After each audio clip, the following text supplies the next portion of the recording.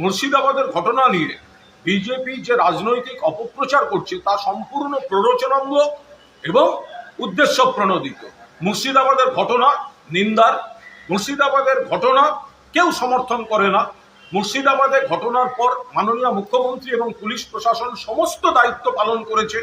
ক্ষতিপূরণ থেকে শুরু করে যাদের মৃত্যু হয়েছে তাদের পরিবারকে ক্ষতিপূরণ থেকে শুরু করে যাদের ক্ষতি হয়েছে, যাদের দোকানের ক্ষতি হয়েছে, সমস্ত রকম কর্তব্য প্রশাসন পালন করেছে, সরকার পালন করেছে। পাশাপাশি ধরপাকড়, গ্রেফতার সমস্তটা চলছে দোষীদের। এর পাশাপাশি একটা লার্জার কনস্পিরেসির একটা অ্যাসপেক্ট রয়েছে।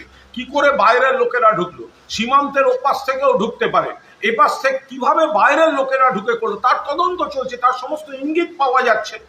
ভালো করে মনে রাখুন, অপারেশন সিন্দুরের পর দায়িত্বশীল বিরোধীর ভূমিকা পালন করছে তৃণমূল কংগ্রেস। এখন একটি সর্বদলীয় টিম বিদেশ গিয়েছে। আমাদের সাধারণ সম্পাদক সর্বভারতীয় অভিষেক বন্দ্যোপাধ্যায় রয়েছেন।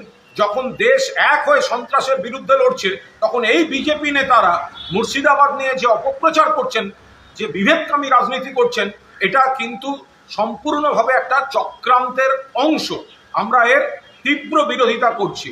যে ঘটনা ঘটেছে তা নিন্দার, কিন্তু তার পরিপ্রেক্ষিতে সমস্ত কর্তব্য পালন করেছেন মমতা বন্দ্যোপাধ্যায় এবং সরকার।